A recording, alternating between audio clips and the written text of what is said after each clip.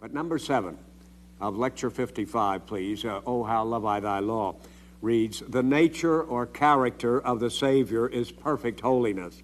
He is the only man who never sinned, never will sin, never can sin. 8, we call him good because he is also God, the God-man. Remember, we developed that somewhat under the incarnation of the Son of God, that this is the reason Jesus is good in his own insistence, because no man is good, only God is ultimately good. He's ultimately good because he's actually God, and as such, he is the expression of the law and the fulfiller as well. Number 9, oh, how love I thy law means, more love, O Christ, to thee, more love to thee. Truly, loving the law and loving Jesus Christ are one and the same. And 10, you cannot love the law and not love Christ, O Jew. You cannot love Christ and not love the law, O Christian. Let me read that again, please. You cannot love the law and not love Christ, O Jew. See, the Jews think they can. The Orthodox Jews feel they love the law. That's the reason they can't accept Jesus Christ as their Messiah.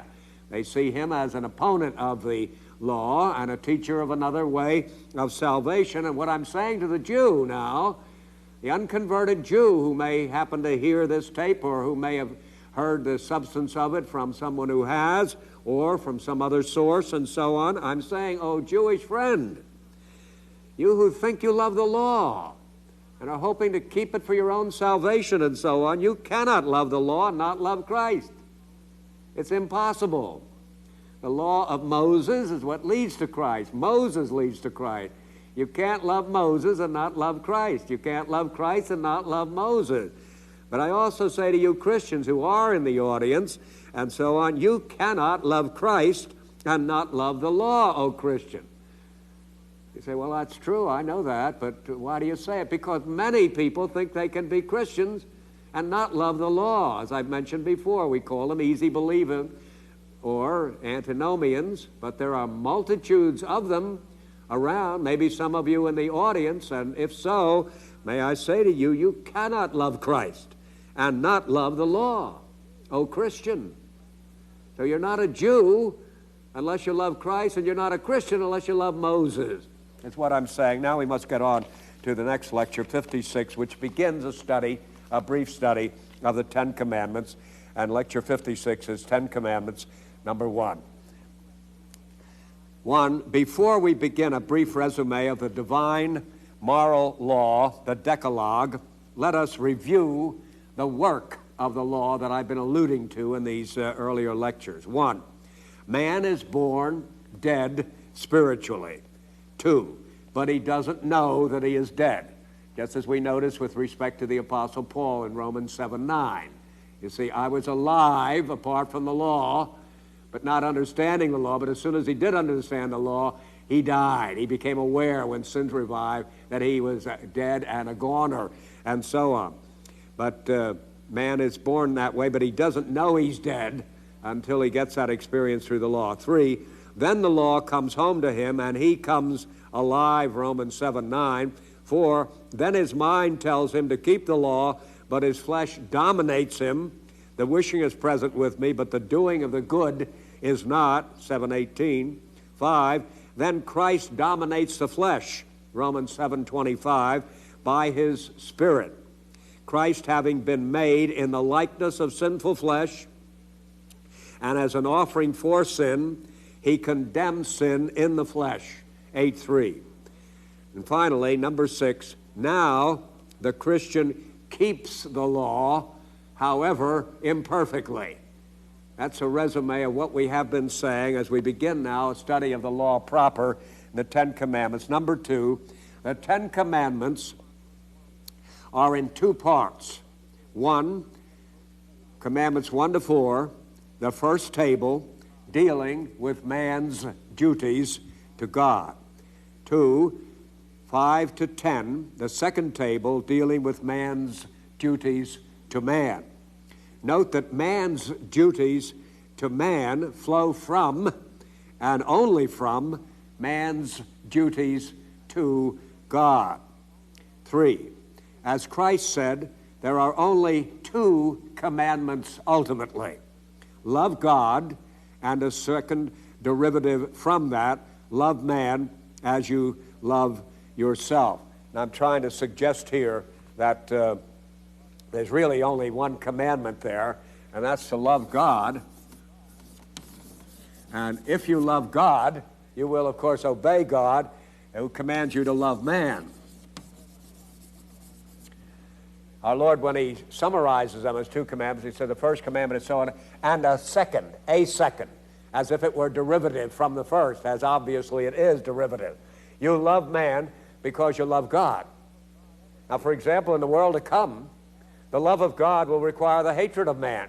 In hell, the man who has actually died impenitent and is under the wrath and hatred of God, holy and perfect hatred of God forever, will be hated by all those who are with God in heaven.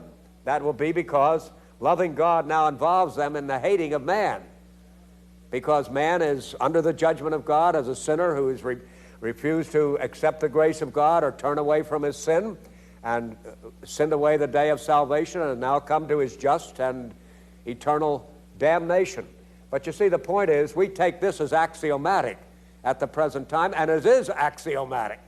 It is a duty of man to man to do good to others, to love others, and so on, but that is because God commands it. And only because God commands it. This is hard on the humanists, especially the humanists who doesn't believe in God. I don't have time to go into that right now, but you wouldn't really have any basis for loving man just on the basis of man. It would be a mere whim or an appetite. And people like that, usually when the chips are down, to use a carnal expression and so on, will find that they'll sacrifice their neighbor to themselves. We see that, these horrible situations of starving in Africa and so on. The ones who suffer most are the women and the children. The love for man, of course, would really mean a love for the weakest among man, but instead of that, it's the weakest who actually perish. The food is kept by those who are strongest, and so on. In many, many cases, not all cases, of course, but where it isn't so, it's because they've learned this from another source. But that second command I'm just indicating here, there's really only one command, as we'll see before we finish, and that's love. But the only source of it is God, who is love. And any love that we have for anyone at all, our wives, our husbands, our children, our brothers, our sisters, our friends, all of those, if it's a legitimate love, it comes from God. And it's because God commands it. And only because God commands it. Please listen, humanists especially. And when God stopped commanding, and when he starts commanding the opposite, that's exactly what true men will do. They'll hate men and women who are under the wrath of God as impenitent sinners forever and ever.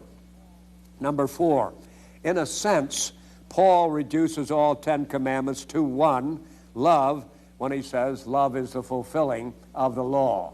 Love is the one commandment there, to be directed to God, and because God says so, directed to man also. If the love of God is shed abroad in your heart, it pours out and over everyone. You see, the only way the love is actually, which is the only commandment, the only way love is actually going to come into your heart or mine is by the shedding abroad of the Holy Spirit in our hearts. In our natural fallen state, we are haters, not lovers. We love in the sense of caring for our own, but that's just because they're a projection of ourselves. And there's a real sense in which we don't even love ourselves, because if we loved ourselves, we would turn away from ourselves to God. But when a selfish person lives and has everything evaluated in terms of himself, he's not living, he's dying. She that liveth in pleasure is dead while she liveth. So there's no real love and no real life apart from the love of God. Now, number 5, the first of the 10 commandments is negative. So are 7 others. 8 of 10 are negative.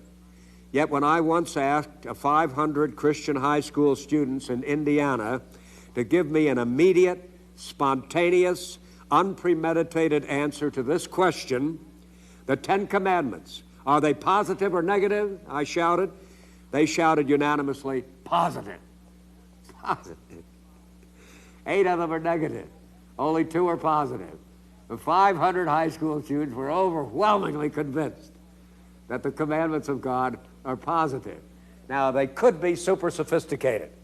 They could have read Paul and understood Paul clearly that love is the fulfilling of the law. So that in that sense of the word, the law is positive. And that it requires love. And love is all that fulfills it. But you know full well those students weren't as sophisticated as all that and hadn't mastered Paul that well that they understood that. They just thought to accentuate the positive is the important thing in life. And if accentuating the positive was a good thing on their part, it would be a good thing on God's part. What went through their brain, because it was understood, you know, they love to play a game, and I had about 500 of them there, and I said, are you ready for this now? And oh yeah, they were ready for a game, and I no reflection, no deliberation, not a moment, just give it, what comes right off the top of your brain is the answer. The 10 Commandments, are they positive or negative? Positive, see? It had a positive ring to it, and yet, as I say, it's overwhelmingly negative, but so are we inclined to accentuate the positive and eliminate the negative, that we think anything positive is good and anything negative is bad. Whereas, as a matter of fact, most that we do that's positive is bad, and probably the best thing about our culture is the negative thing in it when it comes right down to it. But one thing is certain and indisputable, and that is that the 10 Commandments are not positive.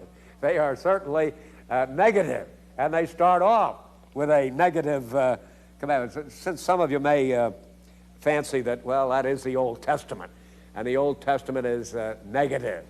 Let me remind you that the Old Testament is no different from the New Testament. The New Testament is predominantly negative too, and the Old Testament has the same positive elements about the grace and the mercy and the loving, the forbearance of God that the New Testament does. It's just exemplified and reaches its perfect climax, of course, in Christ and his atonement. But at the same time, the Old Testament and the New Testament are written by the same God, and they have the same gospel and the same accents, the same negatives and the same positives. As a matter of fact, one of the New Testament scholars, Cadbury, in a book entitled Jesus, What Manner of Man, insists that Jesus in his ethics puts the emphasis on deny thyself. Now, deny thyself is a profoundly negative concept. No one is going to say that if Jesus emphasizes deny thyself in his ethics, that Jesus is positive in his emphasis. He is negative. That word he uses for deny yourself means literally pull yourselves up by the root. So the idea that this negative is just an Old Testament concept that we've grown out of, and alien to the spirit of Christianity and so on, is not true at all. But certainly we're noticing now that the 10 Commandments are negative, and the very number 5, the first of the 10 Commandments is negative, and so are 7 others, and so on. Now, number 6, God is negative because even his true children are far from perfect, though they have the root of the matter in them. You see, you ask the question, why does God say even to his children, and remember the 10 Commandments begins with, I am the Lord thy God who brought thee out of the land of Egypt, out of the house of bondage, and so on, thou shalt have no other gods before me. It has a salvation context, as it were. It's soteriologically, redemptively related. It's the God of redemption who's saying to his redeemed people, thou shalt have no other gods before me, etc. So that's a fact we need to recognize, but at the same time, the very first commandment is that have no other gods before me.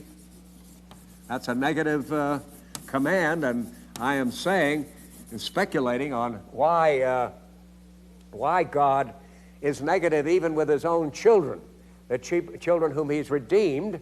I remind you once again of Galatians 5:17, the flesh and the spirit are against each other, so that you cannot do what you please. Remember, the flesh is a very powerful unit even in the Christian.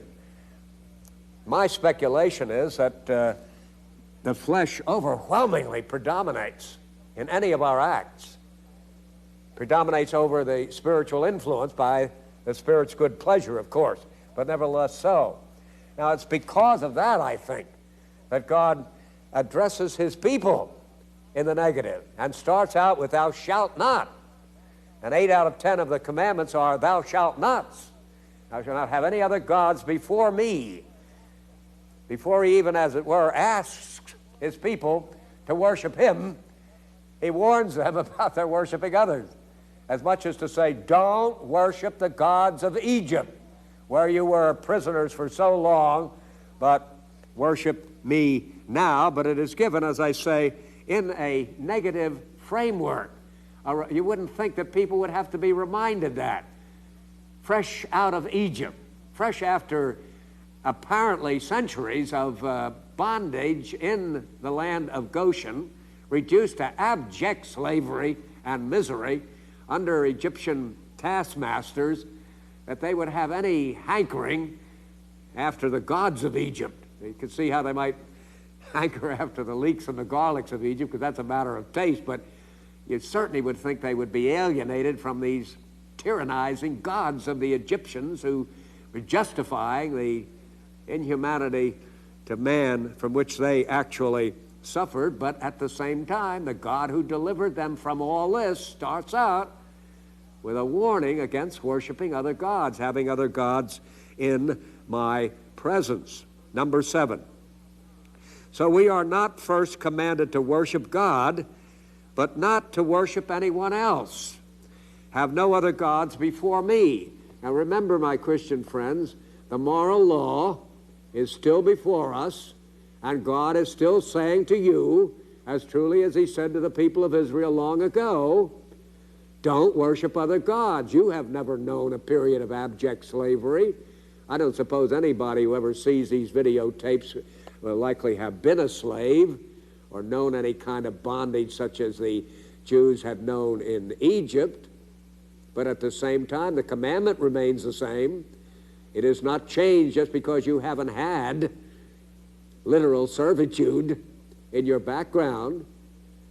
You still are subject to the worship of a false deity, and God begins his commandments to you by saying, don't have any other gods in my presence. Maybe I ought to take a moment on one little, I would say, some people would not consider it little, technicality. Some critics have suggested that what you have here is not monotheism at all, but henotheism, where one God is supreme in a pantheon, and that what Yahweh is saying in the Ten Commandments here is, though you worship other gods, that's recognized, polytheistic, you see to it that I'm always the head of the pantheon. Have no other gods before me, taking precedence before me, as much as to say I have no objections to your polytheism. You may have as many gods as you want. Some systems of theology have thousands of deities, and so on. You may have as many gods as you want, but see to it that Yahweh is supreme. Don't put any other god of yours on my level. Now, the only reason anybody ever got such a notion as that is that they were laboring, especially in the last century when Darwin's Origin of Species came out and evolution was a more popular theme than it is now. They were laboring under the impression that there must have been a religious evolution too, and that Israel at the beginning must have been polytheistic. They could not have had such a noble concept as monotheism at that particular time, and so they tend to read this as meaning that you mustn't have any other god on a level with me, even though you worship other gods. But what the passage means is you will have no other gods in my presence. He's the only God there is. There can't be any other God. And the reason for mentioning it this way, I think, is the same reason that Christ had for saying you can't worship God and mammon. You can't have, you can't have a pantheon. You can't even have two gods. There can only be one God, or you're going to love the one and hate the other, or serve the one and reject the other, as the case may be, but you can't serve two gods. Many people have seen the relationship of this to polygamy as well. You can't have two wives. You're going to prefer one to the other, and you probably love the one and hate the other, despise the one and exalt the other, or something like that. One wife, one God. Certainly the concepts go together. One wife and husband, one object of deity. There can't be any other in that particular rank. There can't be any other. I mean, you can be interested in all sorts of subjects. And some people can be so absorbed in automobiles or in photography or in skiing or in business or something like that, that it looks as if they are veritable idolaters of it. We find women every now and then, sometimes men, wanting to divorce their husbands because they're married to their work or something like that, you see. But work would be legitimate, and these interesting hobbies could be legitimate and so on, but they can't be deities, so that it would actually elevate them to a place above your duty, for example. Once you do a thing like that, then you show that no matter what you call God, he is not the God in your life. If these things can take precedence, if, for example, we'll come in a while to the Sabbath day. If your job means more to you than keeping the Sabbath, then obviously your job is your deity. You worship it.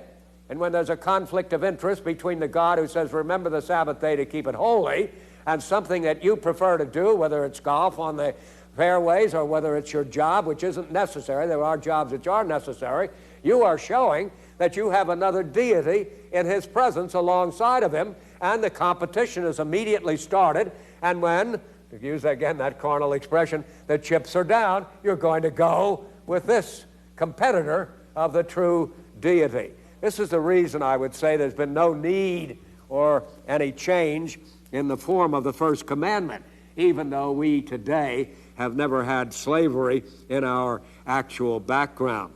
Number 8, we worship God or mammon. Today we worship God or mammon, and before we were converted, we were in bondage undoubtedly to mammon or this worldly goods or goals. We cannot worship God if we worship money. God will not then accept our worship if even by and with money if we worship money. You have to understand now, I hope you get what I'm saying here about worshiping money or worshiping any thing in distinction from God. Very few people will genuflect before a greenback, will actually make an obeisance to some sport or to some work or something like that.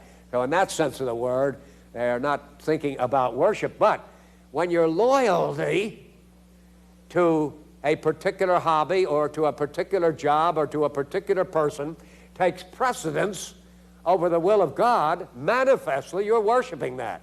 And you are not only worshiping that, but you are dethroning the deity. He ought to have instinctive first place in your lives. But he doesn't, as is shown by the behavior on a particular condition. Now that is worship. Whether you have any liturgy or formula for it or not, or whether you ever call it by that name, you are worshiping money or the tangibles of this world, the creature comforts, and it is more important to you to do that than to keep his holy day or worship his holy name or obey his holy law. You are an idolater in that sense. Number 9, idolatry is an obvious violation of Commandment 1. That is when you actually carve a piece of wood into the shape of an image or of ivory or something like that, or as you see in certain parts of the world, people will bow before a tree or some living object or something like that. That's idolatry, and that is obviously a violation of the first commandment. Latreia comes from the word worship and so on. You worship the image, and the great irony of it is that here is the greatest creature in this lower world of ours who makes a creature himself of wood or stone or ivory or something like that, or just a living object. He makes it himself, and he worships that. It's not only that the creature is infinitely below the Creator, but the creature bows to something that's below the creature, something which he himself has made. As Paul says in Romans 1, even creeping things, despicable creatures, become an object of worship, exalted above the creature and above even the Creator himself as the object of our worship. Now that's obvious. And one reason the Jews to this day will have no kind of an image in their worship is that they got addicted to that. Various kinds of idolatry in their long line, and they were punished for it severely, and they have never forgotten it. That type of idolatry you won't find in that tradition anymore. But the other kind of idolatry that I mentioned in the 10th point there is the ultimate form of it. Here I'm just playing with a word, of course. There's no linguistic content to that, but the worship of oneself is the ultimate idol. It's the ultimate competitor to the deity. It doesn't make any difference whether you make real idols or not. It's what you have made that makes it valuable to you. It's the value which you attribute to it. That game or that job or that person or something, you have elevated above the deity. So in the last analysis, even though you've created an object which you're devoted to, at the same time it's your creation. If you had created another kind of object or were addicted to another kind of work or another kind of sport or something like that, in the last analysis, it is your choice that you're following. So that really the ultimate choice, I would say, in the light of commandment number 1, is the worship of God or yourself.